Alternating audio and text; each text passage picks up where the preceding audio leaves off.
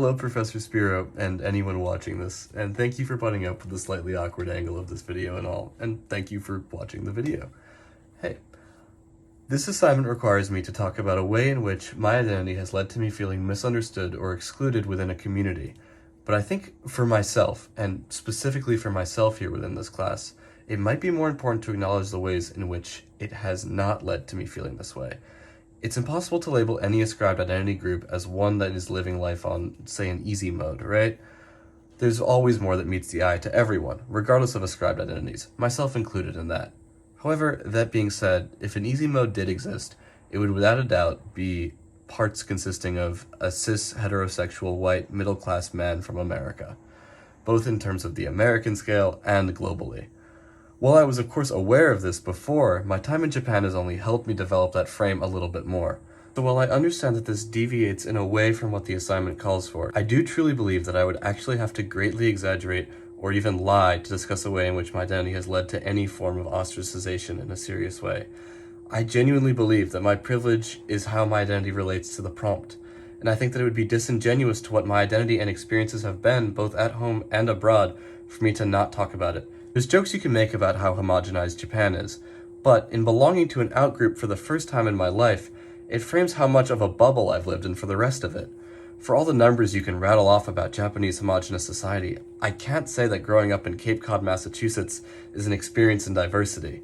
This is the first time I've experienced standing out anywhere I've been. It's the first time I've felt the feeling of stepping onto a train and realizing no one really looks like me, or walking through a neighborhood and feeling different than everyone else.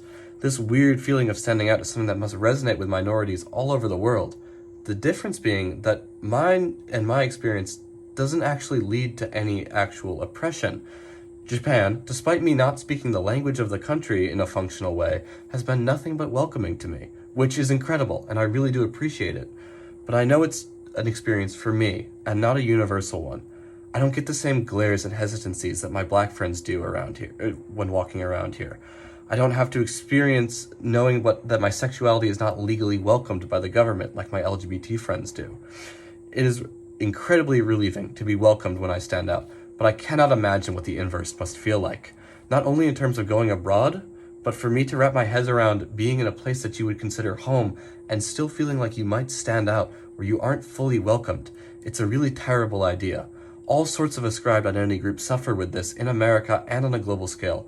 What I need to do is uplift people where I can, both abroad and back home in America, to encourage a global community in which everyone can feel as welcomed as I have been. One way I feel I've done this has been through CILS, which has been an incredible way for me to meet so many people and hear from so many different perspectives.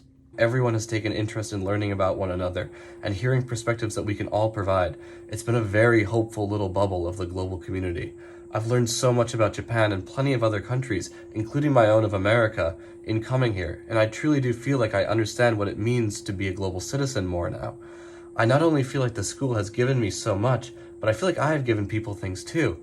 I love being able to share my insights and stories with people, and I've made a lot of friends in the school, both through bonding over the pieces of identity and coming to understand one another's countries and cultures more.